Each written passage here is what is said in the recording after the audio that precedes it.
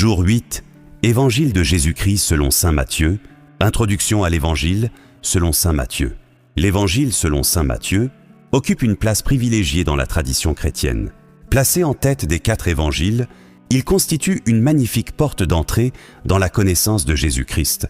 Son objectif principal est de révéler que Jésus est le Messie, promis par les prophètes, le Fils du Dieu vivant, le Roi du royaume, des cieux et le Sauveur envoyé pour accomplir les promesses faites à Israël et ouvrir le salut à toutes les nations. Tout au long de son récit, saint Matthieu montre que l'histoire du salut trouve son accomplissement parfait en Jésus. Les prophéties de l'Ancien Testament, les figures des patriarches, les institutions d'Israël, la loi de Moïse et les annonces des prophètes convergent vers le Christ. Rien n'est laissé au hasard. Jésus est celui que Dieu avait promis depuis les origines. Cet évangile présente également Jésus comme le nouveau Moïse.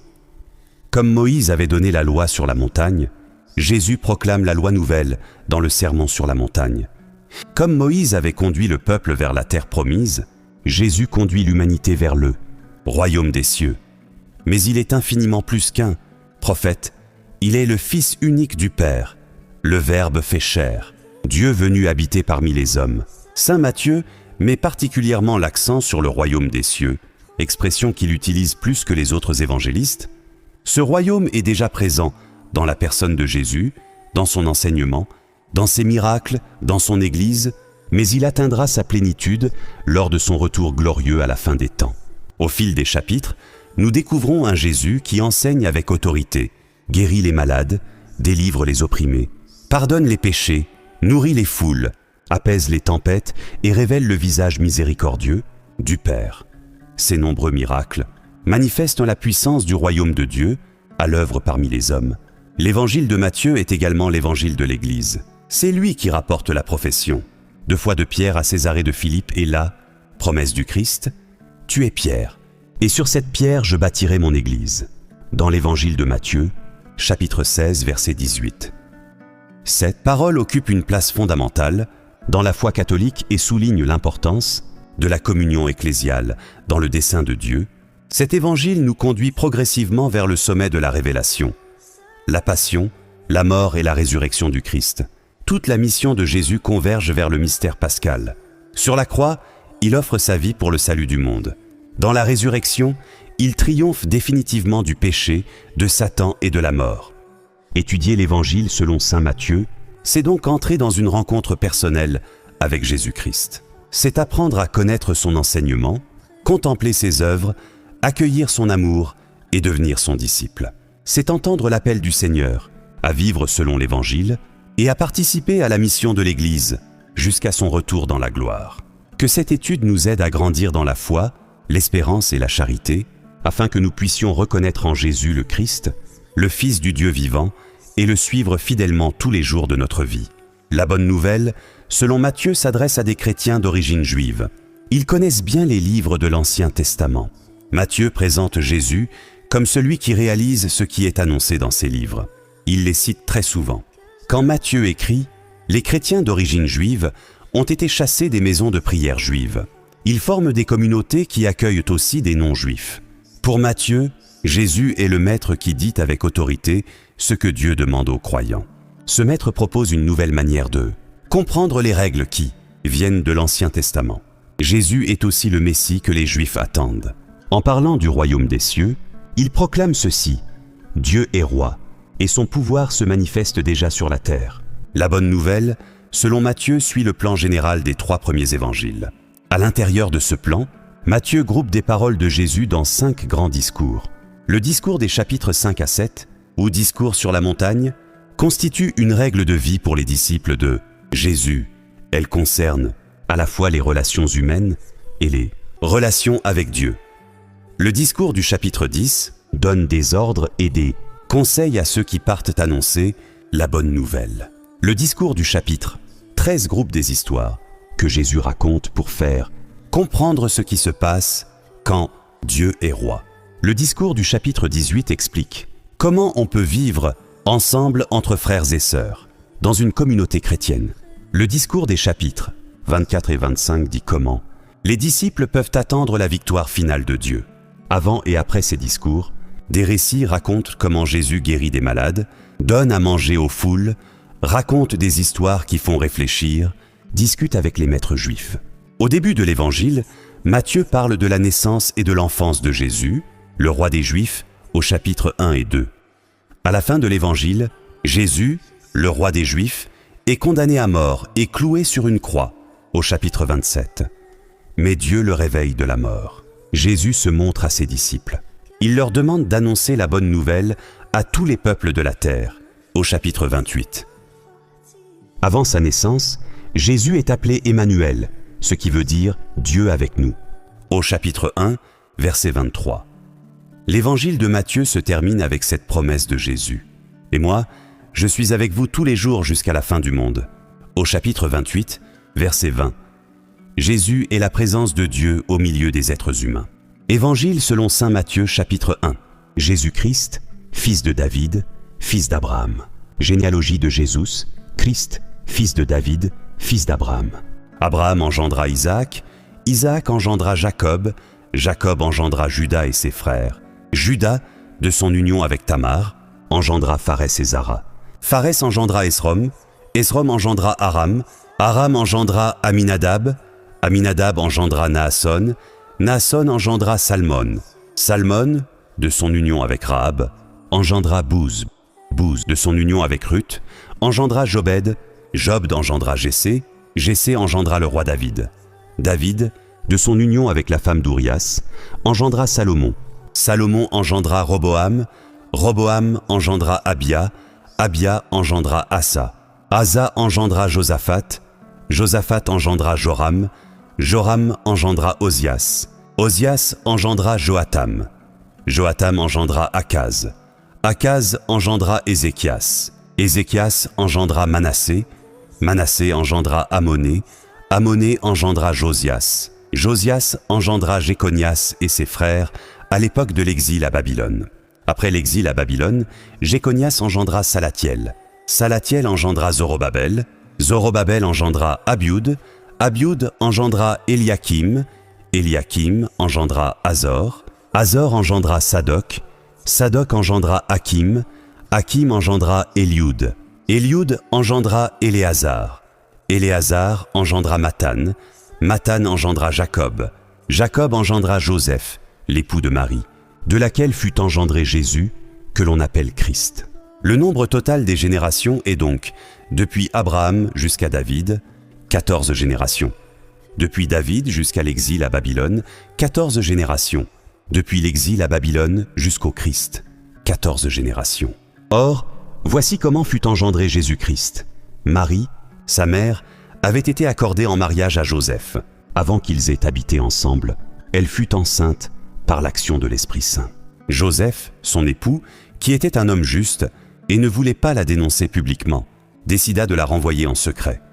Comme il avait formé ce projet, voici que l'ange du Seigneur lui apparut en songe et lui dit « Joseph, fils de David, ne crains pas de prendre chez toi Marie, ton épouse, puisque l'enfant qui est engendré en elle vient de l'Esprit Saint. Elle enfantera un fils, et tu lui donneras le nom de Jésus, c'est-à-dire le Seigneur sauve, car c'est lui qui sauvera son peuple de ses péchés. Tout cela est arrivé pour que soit accomplie la parole du Seigneur prononcée par le prophète. Voici que la Vierge concevra et elle enfantera un fils. On lui donnera le nom d'Emmanuel, qui se traduit « Dieu avec nous ». Quand Joseph se réveilla, il fit ce que l'ange du Seigneur lui avait prescrit. Il prit chez lui son épouse, mais il ne s'unit pas à elle, jusqu'à ce qu'elle enfante un fils, auquel il donna le nom de Jésus. Fin de chapitre. Frères et sœurs, voici quelques points de méditation. Premier point, résumé du chapitre. Le premier chapitre de l'Évangile selon saint Matthieu s'ouvre par la généalogie de Jésus-Christ. Saint Matthieu veut démontrer aux Juifs que Jésus est bien le Messie, promis dans l'Ancien Testament. Il remonte ainsi de Jésus jusqu'à Abraham en passant par David. Cette généalogie est organisée en 3 séries de 14 générations. Premièrement, d'Abraham à David. Deuxièmement, de David à l'exil. Et troisièmement, de l'exil à Jésus. À travers cette liste de noms, Matthieu montre que toute l'histoire du salut converge vers Jésus. Le récit se poursuit avec l'annonce de la naissance de Jésus. Marie est fiancée à Joseph. Avant qu'ils aient vécu ensemble, Marie se trouve enceinte par l'action du Saint-Esprit. Joseph, homme juste, est troublé. Ne comprenant pas ce mystère, il décide de renvoyer Marie discrètement afin de ne pas l'exposer au déshonneur. Mais un ange lui apparaît en songe. « Joseph, fils de David, ne crains pas de prendre chez toi Marie ton épouse. L'enfant qui est engendré en elle vient de l'Esprit Saint. » Lit-on dans l'Évangile de Matthieu, chapitre 1, verset 20. L'ange lui annonce que l'enfant portera le nom de Jésus, car c'est lui qui sauvera son peuple de ses péchés. Au chapitre 1, verset 21. Matthieu souligne alors l'accomplissement de la prophétie d'Isaïe. « Voici que la Vierge concevra et enfantera un fils. On lui donnera le nom d'Emmanuel. » Au chapitre 1, verset 23. Joseph obéit immédiatement à Dieu. Il accueille Marie chez lui et devient le gardien du Messie. Deuxième point, enseignement doctrinal catholique. Jésus est le Messie annoncé. Toute la généalogie démontre que Jésus est l'héritier légitime. Premièrement, d'Abraham. Deuxièmement, de David. Et troisièmement, des promesses de l'Ancien Testament. La virginité de Marie. L'Église catholique enseigne que Jésus a été conçu miraculeusement par l'action du Saint-Esprit. Marie demeure vierge. Cette vérité est un article fondamental de la foi chrétienne. La paternité de Joseph. Joseph n'est pas le père biologique de Jésus. Cependant, il exerce une véritable paternité légale et éducative. Il devient le protecteur de la Sainte Famille. L'obéissance de la foi. Joseph est un modèle d'obéissance. Il ne discute pas la parole de Dieu. Il agit immédiatement. Jésus est venu sauver les pécheurs. Dès le premier chapitre, la mission de Jésus est clairement annoncée. Il sauvera son peuple de ses péchés. Troisième point, ce que ce chapitre révèle sur Dieu. Dieu est fidèle à ses promesses. Dieu accomplit les prophéties.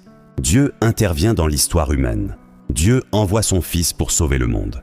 Dieu guide ceux qui lui font confiance. Quatrième point, ce que ce chapitre m'enseigne sur l'homme. Je suis appelé à faire confiance à Dieu, même lorsque je ne comprends pas tout. L'obéissance ouvre la porte aux bénédictions divines. Dieu peut agir d'une manière qui dépasse mes raisonnements. La foi exige parfois d'avancer sans tout comprendre. Je dois accueillir les plans de Dieu avec humilité. Cinquième point, ce que ce chapitre révèle sur Jésus-Christ. Jésus est le fils de David. Il est le roi Messie promis à Israël. Jésus est le fils d'Abraham. En lui s'accomplissent toutes les promesses faites aux patriarches. Jésus est le Sauveur. Son nom signifie « Dieu sauve ». Jésus est l'Emmanuel. Il est Dieu avec nous. Jésus est le centre de l'histoire du salut. Toute la généalogie converge vers lui. Sixième point, point de louange au Père. Dieu le Père, tu es le Dieu fidèle qui accomplit toutes tes promesses. Depuis Abraham jusqu'à Jésus, tu as conduit l'histoire du salut avec sagesse et amour. Je te loue et je t'adore. Septième point, point de louange à Jésus. Jésus, tu es le fils de David, le fils d'Abraham, le Messie promis et le Sauveur du monde. Tu es l'Emmanuel, Dieu avec nous. Je te loue et je t'adore. Huitième point, point de louange au Saint-Esprit. Esprit Saint, tu es celui qui a couvert, Marie de ton ombre, et qui a accompli le mystère de l'incarnation. Je te loue et je t'adore. Neuvième point, verset incontournable à mémoriser. Dans l'Évangile de Matthieu, chapitre 1, verset 21. Tu lui donneras le nom de Jésus, car c'est lui qui sauvera son peuple de ses péchés. Pourquoi ce verset est-il fondamental? Parce qu'il résume toute la mission de Jésus. Le Christ est venu avant tout pour sauver l'humanité du péché et lui ouvrir les portes du salut. Dixième point, promesse biblique à proclamer. Dans l'Évangile de Matthieu, chapitre 1, verset 23. Voici que la Vierge concevra et enfantera un fils. On lui donnera le nom d'Emmanuel. Prière de proclamation. Seigneur Jésus, je crois que tu es l'Emmanuel, Dieu avec nous. Tu es présent dans ma vie et tu ne m'abandonneras jamais. Onzième point, prière inspirée du chapitre. Père très saint, merci d'avoir envoyé ton Fils unique pour notre salut. Donne-moi la foi de Marie et l'obéissance de Joseph. Apprends-moi à accueillir tes plans avec confiance et à reconnaître en Jésus mon Sauveur et mon Seigneur. Par le Christ notre Seigneur. Amen. 12e point. Comment utiliser ce chapitre dans ma prière et mon intercession? Je peux prier pour les familles, pour les futurs époux, pour les pères de famille, pour les personnes qui doivent prendre une décision importante, pour grandir dans l'obéissance à Dieu, pour accueillir Jésus comme sauveur, et pour toutes les personnes qui cherchent leur vocation. 13e point, guérison dans ce chapitre. Guérison physique. Pas de guérison physique notable dans ce chapitre. Le chapitre traite de la généalogie de Jésus, de l'incarnation, de Joseph et Marie, et de l'accomplissement des prophéties, mais aucune guérison physique n'est mentionnée. 14e point, résumé pratique. Ce que je crois, Jésus est le Messie promis. Jésus est le Sauveur du monde. Jésus est l'Emmanuel, Dieu avec nous. Dieu accomplit toujours ses promesses. Et l'Esprit Saint agit puissamment dans l'histoire du salut. Ce que je dois vivre, faire confiance à Dieu, obéir à sa volonté, accueillir Jésus comme Sauveur, m'appuyer sur la fidélité de Dieu et imiter la foi de Marie et de Joseph. Ce que je dois retenir, Matthieu 1 est le chapitre des accomplissements. Toutes les promesses faites à Abraham, à David et aux prophètes convergent vers Jésus-Christ. Le Fils de Dieu entre dans l'histoire humaine pour sauver son peuple de ses péchés. Dès le premier chapitre de l'Évangile, Matthieu proclame que Jésus est le Messie attendu, l'Emmanuel, Dieu avec nous. Formule de conclusion. Seigneur Jésus, Fils de David et Fils de Dieu, merci d'être venu habiter parmi nous pour nous sauver. Donne-moi la foi de Joseph, la confiance de Marie et la joie de te reconnaître comme mon Sauveur. Amen. Rejoignez-nous en envoyant votre demande aux 2 numéros WhatsApp affichés ou en cliquant sur le lien en description de cette vidéo. Pour lire en communauté la Bible de A à Z avec des commentaires inspirés, baigner dans l'onction d'Esprit Saint et de puissance et recevoir d'abondantes grâces.